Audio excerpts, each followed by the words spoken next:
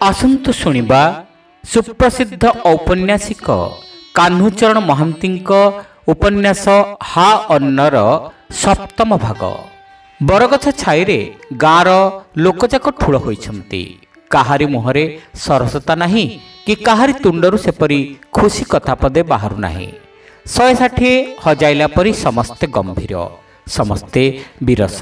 ସତେକି ବୁଢ଼ାଯାକଙ୍କୁ ସମାଧି ଟାଣୁଛି ଆଉ ଟୋକାଯାକଙ୍କର ଅକାଳ ବାର୍ଦ୍ଧକ୍ୟ ଆସି ପହଞ୍ଚିଛି। କିଏ ମୁଣ୍ଡରେ ହାତ ଦେଇ ତଳକୁ ଚାହିଁ ସଦ୍ୟ ବିଧବା ଷୋଡ଼ଶୀ ପରି ମୌନ, କିଏ ବା ଥୋଡ଼ିରେ ହାତ ଦେଇ ଯୋଗମଗ୍ନ ଋଷି ପରି ବରଗଛ ଉପରକୁ ଚାହିଁ ରହିଛି। କଥା କ'ଣ? ହଠାତ୍ ଗାଁରେ ଏତେ ବଡ଼ ବିପଦ କ'ଣ ପଡ଼ିଲା? ବର ଦାଣ୍ଡରେ ଏତେ ଲୋକ ରୁଣ୍ଡ ହୁଅନ୍ତି ସାଧାରଣତଃ ପୁଣ୍ୟପର୍ବ ଦିନରେ, ନୋହିଲେ ଜାତିଆଣା ସଭାରେ। ଲୋକଙ୍କ କୋଳାହଳରେ ଗାଁ ସାରା କମ୍ପିଯାଏ। ଟୋକାଙ୍କର ଫୁର୍ତ୍ତିରେ ଗାଁ ଦାଣ୍ଡ ଚମକି ଉଠେ। ପିଲାଙ୍କର ଖେଳ ଦୌଡ଼ା ଦୌଡ଼ିରେ ଧୂଳି ଉଡ଼ି ପବନରେ ମିଶେ। ଆଜି କାହିଁକି ତାର ସବୁ ଓଲଟା। ଗାଁ ଲୋକଙ୍କ ପିଣ୍ଡରେ ପ୍ରାଣ ନାହିଁ। ଯେପରିକି ଭୟଙ୍କର ଆଶଙ୍କାରେ ଆଜି ଉତ୍ତେଜନା ଆଲୋକ ନିର୍ବାଣୋନ୍ମୁଖ। ମରହଟ୍ଟା ବର୍ଗୀ ଆସିଥିଲା ପରା? ନା, ସେ ତ ବହୁତ ଦିନ ତଳର କଥା, 1803 ସାଲ ପୂର୍ବର କଥା।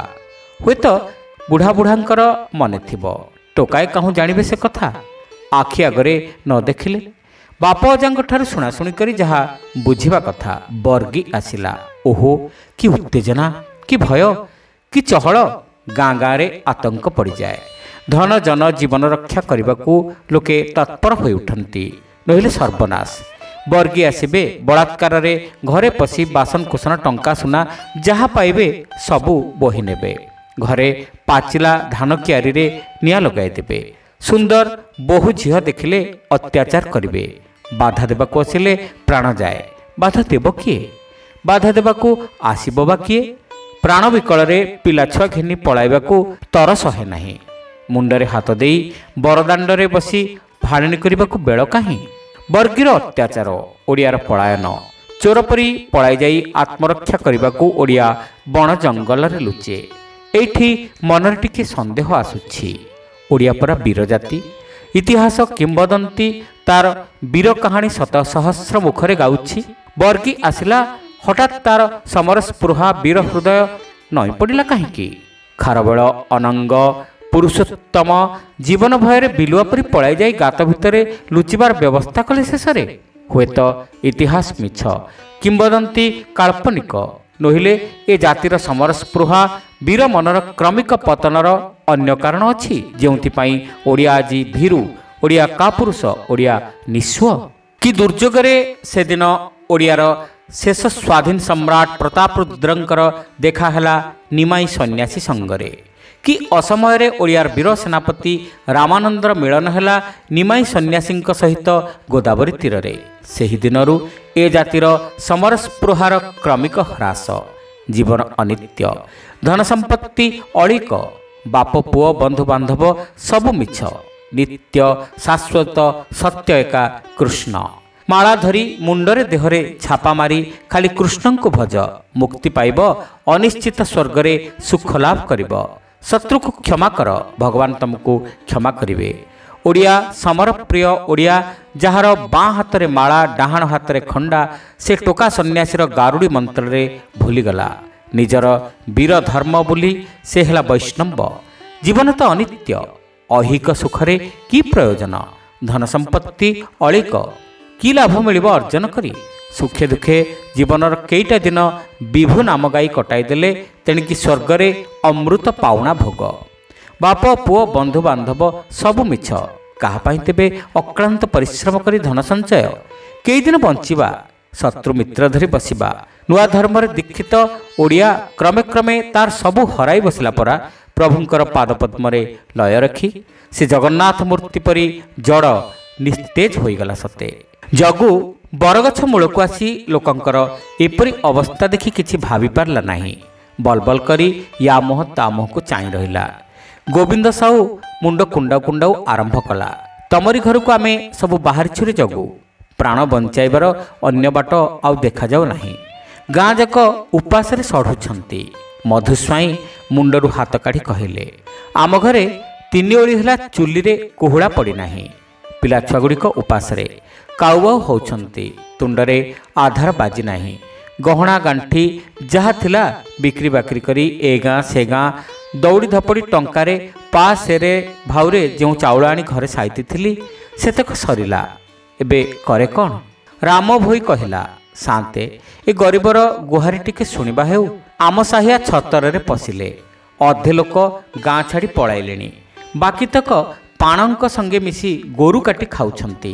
ପ୍ରାଣ ବିକଳରେ ଜାତି ଟାଣ ରଖୁଛି କିଏ? ପୋଖରୀ ଯୋଡ଼ ଶୁଖି ଠକ୍ ଠକ୍ ହେଲାଣି। ଗେଣ୍ଡା କୋଚିଆ ମିଳିବା ତେଣିକି ଥାଉ, ଅନାବନା ଶାଗ ପତରର ଦେଖା ନାହିଁ। କ'ଣ ଖାଇ ବଞ୍ଚିବା? ଗୋପୀ ମହାରଣା କହିଲା, ବାବୁ ଆମର ତ କିଛି ଜମିବାଡ଼ି ନାହିଁ। ବଟାଳି ଠୁକ୍ ଠୁକ୍ କରି ପରଘରେ ମୂଲ ଲାଗି ବେଳ କାଟୁଥିଲୁ। ଗାଁ ଲୋକଙ୍କର ଅବସ୍ଥା ବାରଣ୍ଡା ଦିକଡ଼ା। କାମ କରାଉଛି କିଏ? ମାଣେ କି ପୋଷେ କାହାରିକୁ ଉଧାର ମାଗିଲେ କେହି ଦେଉନାହାନ୍ତି। ଚଳିବୁ କେମିତି? ଭଗିଜେନା କହିଲା, ଗାଈଗୋରୁ ପଘାରେ ମଲେ। ମୁହଁ ଆଗରେ ପକାଇବାକୁ କୁଟା ଖିଏ ଘରେ ନାହିଁ। ଗୁହାଳ ସବୁ ପଦା ହୋଇଗଲାଣି। କି ବିପଦ ପଡ଼ିଲା। ଆହା ଭଗବାନ, ପିଲାଛୁଆଙ୍କ ପ୍ରାଣ ବଞ୍ଚାଇବା କେମିତି? ନଡ଼ା ବିଡ଼ାଏ ମାଗିଲେ ଗାଁ ଲୋକେ ଦେଉନାହାନ୍ତି। ଖରାଦିନ ବିଲବାଡ଼ିରେ ଘାସପତ୍ର ନାହିଁ। ଭୂଇଁ ଶୁଙ୍ଗି ଶୁଙ୍ଗି କେଇଦିନ ଗାଈଗୋରୁ ଆଉ ବଞ୍ଚିବେ? ବୁଦ୍ଧି ଦିଶୁନାହିଁ। କ'ଣ କରିବା? ବୁରୁନ୍ଦା କେଉଟ କହିଲା, ଆରେ ନଡ଼ା କଥା କ'ଣ କହୁଛ? ବର୍ଷା ଦିନ ମାଡ଼ି ଆସୁଛି। ଚାଳ ଉପରେ କିଏ ନଡ଼ା ପକାଇବା କେମିତି ସେ କଥା ଆଗ କହ। ନଈକୂଳିଆ ପବନରେ ଘରଦ୍ୱାର ସବୁ ଉଡ଼ିଗଲା। ଯାହା କିଛି ଥିଲା କାହୁଁ ଏ ହନୁପଲ ଆସିଲେ ଯେ। ଏତିକି ବେଳେ ଜଗୁ ତୁଣ୍ଡରୁ କଥା ବାହାରିଲା। ସେ କହିଲା, ସମସ୍ତେ ଯଦି ମନେ କରନ୍ତ ଘଡ଼ିକରେ ଏ ମାଙ୍କଡ଼ ପଲ ଗାଁ ଛାଡ଼ି ପଳାନ୍ତେ। ମୁଁ ଏକୁଟିଆ କ'ଣ କରିବି? ସକାଳୁ ତାଙ୍କ ପଛରେ ଲାଗିଛି। ତଡ଼ି ତଡ଼ି ତାଙ୍କୁ ନଈକୂଳ ତୁଠ ଯାଏ ନେଲି। ଏ ଗଛରୁ ସେ ଗଛକୁ ନେଇ ମୋତେ ହଇରାଣ କଲେ। ଶେଷକୁ ଫେରିଲି। ଆଉ ଏକୁଟିଆ କ'ଣ କରନ୍ତି ମୁଁ? ତା କଥା ଶୁଣି କେହି କିଛି ଉତ୍ତର ଦେଲେ ନାହିଁ। ଟିକିଏ ରହି ଗୋବିନ୍ଦ ସାହୁ କହିଲା, ଗାଁ ଲୋକେ ଆଜି ତମରି ଦୁଆରକୁ ଏକଜୋଟ ହୋଇ ଯିବାକୁ ବସିଛନ୍ତି। ବୁଢ଼ା ପ୍ରଧାନେ ଯଦି ଦୟା କରନ୍ତି ଗାଁଟା ରକ୍ଷା ହେବ। ନୋହିଲେ ଅଘର ଦ୍ୱାରୀ ସମସ୍ତେ ପେଟ ବିକଳରେ ଛତରରେ ପଶିବେ। ଭଗିଜେନା କହିଲା, କଥା ତ ସେଇଆ। ଚାଲ ସମସ୍ତେ ତାଙ୍କ ଗୋଡ଼ ତଳେ ଲମ୍ବ ଲମ୍ବ ହୋଇ ପଡ଼ିବା। ସେଇ ମାରିଲେ ମାରିବେ, ତାରିଲେ ତାରିବେ। ଗାଁରେ ଧାନ ଚାଉଳ ନଡ଼ା କୁଟା ଥାଉ ଥାଉ ଆମେ ଆଉ କାହା ଦ୍ୱାରକୁ ଯିବା? ମଧୁସ୍ୱାଇଁ କହିଲେ, ଆମର ହୋଇ ଜଗବନ୍ଧୁ ଯଦି ବାପାଙ୍କୁ ଆମ ପାଇଁ ଦି ଚାରିପଦ କହନ୍ତେ, ବୁଢ଼ା ଅବଶ୍ୟ ତାଙ୍କ କଥା ଶୁଣନ୍ତେ। ଆମେ ସବୁ କିଛି ଦେବାକୁ କହୁନାହୁଁ। ନିଜ ଖର୍ଚ୍ଚକୁ ବର୍ଷକ କାହିଁକି 2 ବର୍ଷର ଖର୍ଚ୍ଚ ରଖି ବାକି ଧାନ ନଡ଼ା ଆମକୁ ଦେଢ଼ି ଦିଅନ୍ତୁ। ନହେଲେ ଯଦି ବିଶ୍ୱାସକୁ ନ ପାଉଛି ଜମିବାଡ଼ି ବନ୍ଧକ ରଖିଦିଅନ୍ତୁ, ଯେମିତି ଇଚ୍ଛା। ବନ୍ଧୁ ବୈଶାଖ ଓଠ ନେପେଡ଼ି କହିଲା, ଜଗବନ୍ଧୁ ତ ଜଗବନ୍ଧୁ, ବ୍ରହ୍ମା ଆସି କହିଲେ ତ ବୁଢ଼ା ଶୁଣିବେ ନାହିଁ। ଆଉ ଏକ ବାଗିଆ ଲୋକ, ମହାରାଢ଼। ମନ ନ ମାନିଲେ ମୁଣ୍ଡ ପିଟି ଦେଲେ ବି ସେ ବଙ୍କେଇବା ଲୋକ ନୁହନ୍ତି। ମିଛଟାରେ ବୁଦା ବାଡ଼େଇ କି ଫଳ? ଅନ୍ୟ ଉପାୟ ବିଚାର କର। ନହେଲା କଥାରେ ମୁଣ୍ଡ ଘୁରାଉଛ କାହିଁକି? ଭୋକ ଦାଉରେ ସେତେବେଳକୁ ଜଗୁର ଜଠରାଗ୍ନି ଜଳିଲାଣି। ପିଲାଦିନୁ ସୁଖରେ ବଢ଼ି ଆସିଛି। ଉପାସ ଭୋକ ସହି ମଣିଷ ହୋଇନାହିଁ। ଭୋକ ହେଲେ ତାକୁ 3 ପୁର ଅନ୍ଧାର ଦିଶେ। ଘଡ଼ିକରେ ସେ ଦୁଆରେ ନିଆଁ ଲଗାଇଦେବା ଲୋକ। ଗାଁ ଲୋକଙ୍କ କବଳରୁ ମୁକ୍ତ ହୋଇ ସେ କିପରି ଶୀଘ୍ର ସେଠାରୁ ଖସି ଚାଲିଯିବ, ଏଇ କଥା ଉଣ୍ଡୁଥିଲା। ବନ୍ଧୁର କଥା ଶୁଣି ତାକୁ ପଳାଇ ଯିବାର ଗୋଟାଏ ଉପାୟ ମିଳିଗଲା। ସେ କହିଲା, ବନ୍ଧୁ ଭାଇ ଯାହା କହିଲା ଅକ୍ଷର ଅକ୍ଷର ସତ। ବାପା କାହାରି କଥା ଶୁଣିବାର ଜନ୍ତୁ ନୁହନ୍ତି। ବରଂ ତୁମେମାନେ କହିଲେ ସେ ଶୁଣନ୍ତେ। ମୁଁ କହିଲେ ତ ସେ ମୋଟେ ଶୁଣିବେ ନାହିଁ। ଠେଙ୍ଗା ଧରି ଗୋଡ଼ାଇବେ। ବଦ୍ରାଗୀ ଲୋକ। ତୁମେ ସବୁ କ'ଣ ଏହା ଜାଣ ନାହିଁ? ଥରେ ରାଗିଲେ ତାଙ୍କ ମୁଣ୍ଡକୁ ପିତ୍ତ ଚଢ଼ିଯାଏ, ଦେଖ ତ। ଏତିକି କହି ଜଗୁ ବିଦାୟ ନେଲା। ଲୋକେ ନୀରବ ହେଲେ। ଉପାୟ ବା କ'ଣ ଅଛି? ନିଜ କଳାକର୍ମ ଅବଶ୍ୟ ଭୋଗିବାକୁ ପଡ଼ିବ। ନେଡ଼ିଗୁଡ଼ କହୁଣୀକୁ ବୋହି ଯାଇଛି। ଯେତେ ଜିଭ ବଢ଼ାଇଲେ ଏବେ ପାଉଛି କେଉଁଠୁ? ଯେତେବେଳେ ହୁସିଆର ହେବା କଥା ସେତେବେଳେ ତ ହୁଡ଼ିଛନ୍ତି। ବର୍ତ୍ତମାନ କାମୁଡ଼ି କଚାଡ଼ି ହେଲେ କି ଫଳ ମିଳିବ? ବଡ଼ ବଡ଼ ଲୋକଙ୍କ କଥା ନ ମାନିଲେ ବିପଦ ତ ପଡ଼ିବାର କଥା। ଆର ବର୍ଷ ଏଇ ଦିନେ ଏଇ ବୈଶାଖ ମାସରେ ଯେତେବେଳେ କୁମୁଟି ମହାଜନମାନେ ଆସି ଗାଁ ଗାଁ ଘର ଘର ବୁଲି ଧାନ କିଣିବାକୁ ଲାଗିଲେ, ଆଗରୁ ଭାଉଥିଲା ଟଙ୍କାରେ 50 ଗଉଣୀ। ମହାଜନମାନେ ଦର ବଢ଼େଇ ଦେଲେ ଟଙ୍କାରେ 30 ଗଉଣୀ। ଲୋକେ ସୁବିଧା ଦର ପାଇ ବଲୁରି ଲାଗିଲା ପରି ଘରଦ୍ୱାର ଖାଲି କରି ଧାନ ବୁହାଇ ଲଗାଇଲେ। କମ୍ କଥା, ଅଧକୁ ଅଧେ। ଏ ସୁବିଧା କି ଛାଡ଼ିବାର କଥା? ଏ ବର୍ଷଟା ଯଦି ଠାକୁରେ କରନ୍ତି ଫସଲ ଫଳେ ତେବେ ଆଉ ଭାବନା କ'ଣ? ଜ୍ୟେଷ୍ଠ ମାସରେ ବୁଣାବୁଣି, ପୌଷ ସରିକି ଫସଲ ଉଠିବ, ନୂଆ ଧାନ ଅମଳ ହେବ। ତେଣିକି ନିଶ୍ଚିତ ବିହନ ଗଣ୍ଡାକ ଛଡ଼ା 6-7 ମାସ ମାନିଆ ହିସାବ କରି ଧାନ ରଖି ଚାଷୀମାନେ ବହକା ଧାନ ଛଡ଼ାଇ ଦେଇ ଅଣ୍ଟାରେ ଟଙ୍କା ଖୋସିଲେ। ଗରିବ ଚାଷୀର ଆନନ୍ଦ କହିଲେ ନ ସରେ। ନୂଆ ନୂଆ ଚିକ୍ ଚିକ୍ ସୁନ୍ଦର ଟଙ୍କା, କିଡ଼େ ବାଜେଣି। ପ୍ରଲୋଭନ ସମ୍ଭାଳି ରହିବା କି ଗରିବ ଓଡ଼ିଆ ପକ୍ଷରେ ସମ୍ଭବ? ପଛ ବୁଦ୍ଧିଆ ଜାତି ଭାଇ ଆମର ମାଡ଼ ଖାଇଲେ, କଷ୍ଟ ସହିଲେ ଯାଇ ବୁଦ୍ଧି ବାହାରେ। କୁମୁଟି ବେପାରୀମାନେ ତ ଶଗଡ଼ ଶଗଡ଼ କରି ଧାନ ବୁହା ଲଗାଇଲେ। ସମୁଦ୍ର କୂଳରେ ଗୋରା ଜାହାଜ ଠିଆ ହୋଇଛି। ଟଙ୍କାରେ 20 ଗଉଣି ଦରରେ ଧାନ ନେଇ ନୂଆ ବାଜେଣି ଟଙ୍କା ଦେବାକୁ ଆଗ୍ରହରେ ଚାହିଁ ରହିଛି। ଦେଶରୁ ଯେତେ ଧାନ 2 ମାସ ଧରି ବୁହା ଲାଗିଲା, ସବୁ ଯାଇ ପଶିଲା ଜାହାଜ ରାକ୍ଷସ ପେଟରେ। କେତେ ରାକ୍ଷସ ଯେ ପୁରୀ ଜିଲ୍ଲାର ସମୁଦ୍ର କୂଳରୁ ଧାନ ଗ୍ରାସ କରି ପାଲ ବାନ୍ଧି ଆନନ୍ଦରେ ଡେଣା ଉଡ଼ାଇ ସମୁଦ୍ର ସେପାରିକି ଚାଲିଗଲେ, ତାର କଳନା ନାହିଁ। କୁମୁଟି ବେପାରୀ ଅଣ୍ଟାରେ ଟଙ୍କା ମାରି ମନ ଖୁସିରେ ଘରକୁ ଫେରିଲେ। ଦେଶ ଲୋକେ ବି ନିଶ୍ଚିନ୍ତରେ ଘରଣୀମାନଙ୍କ ପାଇଁ ଗହଣା ବରାଦ ଦେଲେ। ନହେଲେ ଟଙ୍କା ତକ କରନ୍ତେ କ'ଣ? ବୈଶାଖ ଯାଇ ଜ୍ୟେଷ୍ଠ ଆସିଲା, ବର୍ଷାର ଦେଖା ନାହିଁ। ଚାଷୀ ମହଲରେ ଆତଙ୍କ ପଡ଼ିଲା। ବିଲବାଡ଼ି ଫାଟି ଆଁ କରିଛି, ଲଙ୍ଗଳ ଲୁହା ଶୁଣୁନାହିଁ। କି ବୁଦ୍ଧି କରିବେ? କେତେ ହୋମ ଧୂମ, କେତେ ଜାଗ ଯଜ୍ଞ, ଠାକୁର ମାଜଣା, ଠାକୁରାଣୀ ଗାଧୁଆ, ସବୁ ବ୍ୟର୍ଥ ହେଲା। ଗରିବ ପ୍ରଜାର ଡାକ ଇନ୍ଦ୍ର ରଜାର କାନରେ ବାଜିଲା ନାହିଁ। ସର୍ବନାଶ, ଚାରିଆଡ଼େ ହାହାକାର ପଡ଼ିଗଲା। ଚାଷୀ ମହଲରେ କାନ୍ଦ ବୋବାଳି ପଡ଼ିଗଲା। ସରିଲା ସରିଲା, ସବୁ ସରିଲା। ନରିପୁର ଗାଁର ମୁଣ୍ଡ ଉପର ଦେଇ କେତେ କେତେ ରଙ୍ଗରଙ୍ଗିଆ ମେଘ ନୀତି ଭାସି ଯାଆନ୍ତି। ଲୋକଙ୍କର ଆକୁଳ ପ୍ରାର୍ଥନା ସତେକି ତାଙ୍କର କାନରେ ପଶେ ନାହିଁ। କେବେ ହେଲେ ଭୁଲରେ ଥରେ ସେମାନେ ଆଖି ଫେରାଇ ଚାହାନ୍ତି ନାହିଁ। ଲୋକେ ହତାଶ ହୁଅନ୍ତି। ଜ୍ୟେଷ୍ଠ ଯାଇ ଆଷାଢ଼ ଆସିଲା। ଲୋକଙ୍କର ହତାଶ ଭାଙ୍ଗିବାକୁ ଝଡ଼ି ବର୍ଷା କୁଟିଗଲା। ଚାଷୀ ମନ ଆନନ୍ଦରେ ବିଲକୁ ହଳ ନେଲେ। ବୁଣାବୁଣି କାମ ଆରମ୍ଭ ହେଲା। ଶେଷ ହେଲା। ଶ୍ରାବଣ ଆସିଲା। ହେଲା ବର୍ଷା। ଆହା, ଇନ୍ଦ୍ର ରଜାର କେଡ଼େ ଦୟା! ସେ ପରା ଲୋକଙ୍କର ବିକଳ ସହିପାରନ୍ତି ନାହିଁ। କି ସୁନ୍ଦର ପାଳକ! ଧାନ ବିଲକୁ ଚାହିଁଲେ ପେଟ ପୁରିବ। ବଛାବଛି ସରିଲା, ଖାଲି ବେଉଷଣଟା ବାକି। ପ୍ରଜାର ଗୁହାରି ଶୁଣି ଇନ୍ଦ୍ର ରଜା ଟିକିଏ ଆଖି ଫେରାଇଲେ ହେଲା। ବେଳ ଦେଖି ଅସରାଏ ବର୍ଷା ହେଲେ ହେଲା। ବର୍ଷା କାହିଁ? ଓହୋ, ଏ କି ନିରାଟ ଖରା! ବିଲବାଡ଼ି ଶୁଖି ଝଣଝଣ ହେଲାଣି। ହେ ଇନ୍ଦ୍ର ରାଜା, ଟିକିଏ ସୁଦୃଷ୍ଟି ପକା। ଏତିକି ବେଳକୁ ସେ ଶୋଇଲେ। ଆହା, ଚାଷୀକୁ ଡହଳ ବିକଳ କରି ତାର ବିହନ ଗଣ୍ଡିକ ସରିଗଲା ଯାହା।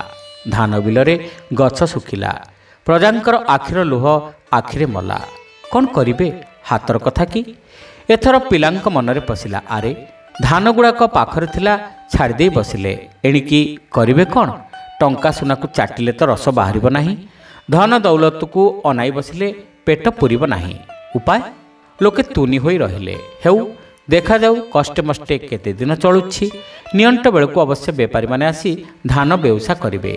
ବନ୍ଧା ଛନ୍ଧା ପକାଇ କୌଣସି ମତେ ବର୍ଷକ ଚଳିଗଲେ ଆର ଫସଲ ତକ ଚାଲିଯିବ। 6 ମାସ କଟିଗଲା। ଧାନ ବେପାରୀ କେହି ଧାନ ନେଇ ଆସିଲେ ନାହିଁ। ଚାରିଆଡ଼େ ପୃଥିବୀ ସାରା ତ ସେଇ ଅବସ୍ଥା। ଧାନ ଆସିବ କାହୁଁ? ଧୀରେ ଧୀରେ ଧାନର ଭାଉ ବଢ଼ିଲା। ବିକ୍ରି ବାକ୍ରି ବନ୍ଧାଛନ୍ଦା ପକାଇ ଓଳିଏ ଖାଇ ଦିଓଳି ଉପାସ ରହି ଲୋକେ ବେଳ କାଟିଲେ। ଫଗୁଣ ଯାଇ ଚୈତ ପଶିଲା। ଲୋକଙ୍କର ଦୁର୍ଭାବନା ବଢ଼ିଲା। ଦୁର୍ଭିକ୍ଷର ଆଶଙ୍କାରେ ଜମିଦାର, ମଠ ମହନ୍ତ, ଦେଶର ଛୋଟ ଛୋଟ ମହାଜନମାନେ ବିକ୍ରି ଖର୍ଦି ବନ୍ଦ କରିଦେଲେ। ଯାହା ପାଖରେ ଯାହା ଥିଲା ଲୋକେ ଜାକି ରଖିଲେ ଦୁଇଟି କାରଣରୁ। ପ୍ରଥମତଃ ନିଜର କୁଟୁମ୍ବ ସ୍ୱଜନଙ୍କ ଭରଣ ପୋଷଣ, ଦ୍ୱିତୀୟତଃ ଭାଉ ଟିକିଏ ଭଲ କରି ଚଢ଼ିଗଲେ ଟଙ୍କାକ ମାଲ 10 ଟଙ୍କା କରି ବିକିବେ। ଲୋକଙ୍କ ଭିତରେ ଚହଳ ପଡ଼ିଲା। ଦୁର୍ଭିକ୍ଷ। ଲୋକଙ୍କ ମନରେ ଆତଙ୍କ ପଶିଲା। କ'ଣ କରିବେ? ଲକ୍ଷ୍ମୀ ଠାକୁରାଣୀଙ୍କୁ ଜାଣୁ ଜାଣୁ ହତାଦର କରି ଜାହାଜ ଚଢ଼ାଇ ବିଦେଶ ପଠାଇଦେଲେ। ତାଙ୍କର ତ ରୁଷିବାର କଥା। ଘରଦ୍ୱାର, ଜମିବାଡ଼ି, ଟଙ୍କା ସୁନା ସବୁ ପଡ଼ି ରହିଛି, ଏକା ଲକ୍ଷ୍ମୀ ନାହାନ୍ତି। ଲୋକେ ଆକାଶକୁ ଚାହିଁ ହାହାକାର କଲେ। କେତେ ଲୋକ ଗାଁ ଗଣ୍ଡା ଛାଡ଼ି ମାଗି ଖାଇ ଜୀବନ ରଖିବାକୁ ବାହାରିଗଲେ। କାଳ ପଡ଼ିଲା। ଗାଁଟାରେ ଚଲାଖ ଲୋକ ଏକା ପ୍ରଧାନେ। ତାଙ୍କର ମୌରସୀ ସମ୍ପତ୍ତି ଭିତରେ ଘର ଖାନାବାଡ଼ିକୁ ଛାଡ଼ି ଜମିବାଡ଼ି ଯାହା ଥିଲା, ଫସଲ ଆମଦାନୀରୁ ବର୍ଷକର ଖର୍ଚ୍ଚ ବର୍ଚ୍ଚ ଯାଇ ଧାନ 20-25 ଭରଣ ବଳି ପଡ଼େ। ସେତକ ସେ ଦେଢ଼ି ମହାଜିନିରେ ଲଗାନ୍ତି। निज दिहांती से कहीं कौटी गुंठे विश्वाय जमी किणी ना कौन हेब जेतिकी अच्छी सेतक तो नहीं आनी थोईपार मुस्किल जहाँ कह देढ़ी महाजनी विद्यारे से बड़ पारंगम पैसाक चारि पैसा करी पाखरे निरोला सुना संची रखा से भल पाती नरीपुर गाँव में एपरी केही लोक नहीं जे तांकठाउ धार उद्धार करी केभेले न चलिछि आज बुझी आसिले अधे लोक तांकर धारुआ बाहरिबे।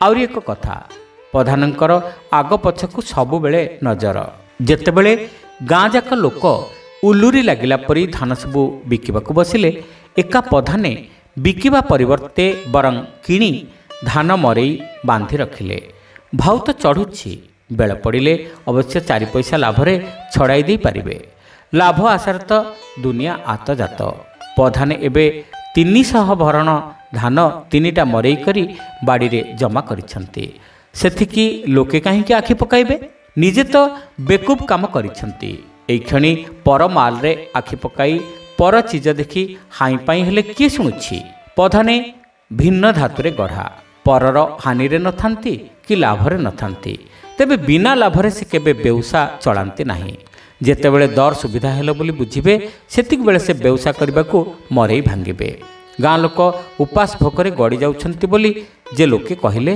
से मरई भांगिबे से कथा नुहे एई सब कथा भाबी बिचारी गोविंद साहू गाँ लोकन को कहिले अरे प्रधान तो सुखिला काठ से कि आमर गुहारी शुणिबे मु कहूछि चलो ग्रामवासी आज एकजुट होई जमीदार कचेरी को जिबा नायब बाबू गोड़ तले पड़ी दुख जनाण करिबा मु शुणुछि जमीदार अमार रे धान जमा अछि दयाकरी से जदि किछि धार उधार दियंते तेबे प्रधान गोड़ धरिबा किछि दरकार होंता नाही मधुस्वाई कहिला जीवाकु मु मना करू नाही चलो किंतु सेकाळ पखाळ आउ नाही रे बाया जमीदार को बाप बोली मानी चलुथिल से भी प्रजा को पुओ परी पाळुथिले आजिकालिका जमीदार तो सहस्र कोशरे रहिले तमर दुख पुणी शुणिब किए तमर हारी गुहारी पिठिरे पड़िब किए जो मैंने ये रहिले से माने चाकर बाकर लोक टंकार पियारा गोपी महाराणा कहिला समस्ते सेया तेबे बथ बथाए ना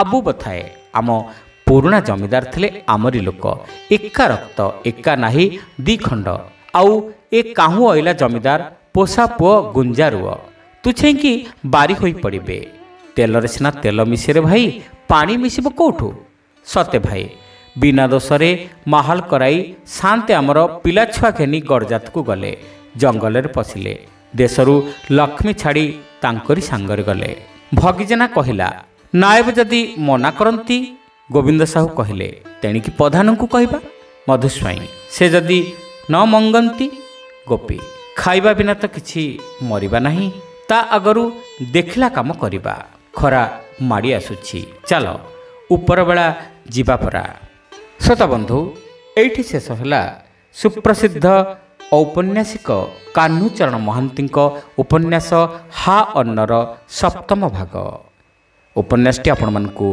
केमिति लागुछि कमेंट करी निश्चित जणाइबे चैनल रे नुआ होइतिले सब्सक्राइब करने को भूलिबे नहीं रहिलु नमस्कार।